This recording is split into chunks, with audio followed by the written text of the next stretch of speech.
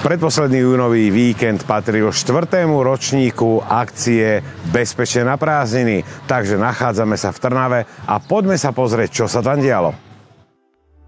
Bezpečne na prázdniny je hlavné motto 4. ročníka preventívnej akcie pre deti aj dospelých, ktoré organizuje Asociácia slovenských odťahovacích služieb v spolupráci so svojimi partnermi, trnavskými dopravnými policajtmi, hasičmi, autoklubom Slovakia Assistance, odťahovou službou Klas a trnavskými kinológmi v areáli pivovaru Sessler.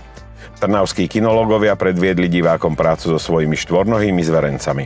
Samotný priebeh výcviku, ale aj chovanie sa a reakcie psov v rôznych kritických situáciách, napríklad pri zadržaní páchateľa alebo pri vyhľadávaní nezvestných osôb. Autoklub Slovakia Assistance pripravil pre záujemcov simulátor prevrátenia, v ktorom si mohli vyskúšať účinky fyziky pri simulovanom prevrátení sa vozidla a doslova visieť dole hlavou v prevrátenom aute odkázaný len na pevnosť bezpečnostných pásov. Ďalšou zaujímavosťou bola aj možnosť vyskúšať si tzv. Drunk glasses, teda opité okuliare, ktoré simulujú vnímanie okolia pod vplyvom alkoholu pri množstve do 1,5 a aj do 2,5 promile.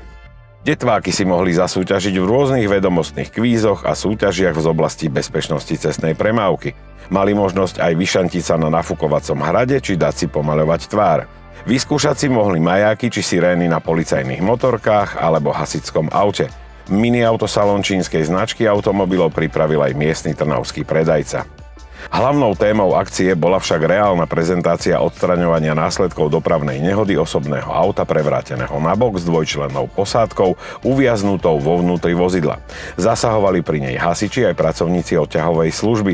Tí najprv priviezli a prevrátili vozidlo nabok. Následne začala celá záchranná akcia pod taktovkou hasičov a ich špeciálnej techniky.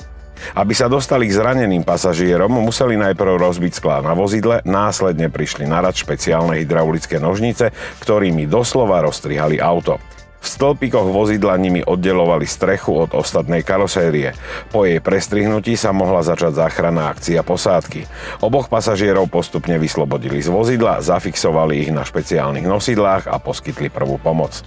Aj zo 4. ročníka trnavskej akcie Bezpečne na prázdniny si odnášali či už deti alebo dospelí mnoho užitočných a zaujímavých zážitkov s vedomím, že všetci sme účastníci cestnej premávky a preto sa musíme správať na cestách zodpovedne. Stačí malá nepozornosť alebo neopatrnosť a môže sa stať nehoda. Nemusí končiť len pokrčenými plechmi alebo odretými kolenami. Žiaľ, v mnohých prípadoch sú následky oveľa horšie až fatálne. Nech vaše detváky sú v pohode, nech vy ste na cestách v pohode a hlavne vždy dojdite bezpečne do cieľa vašej cesty.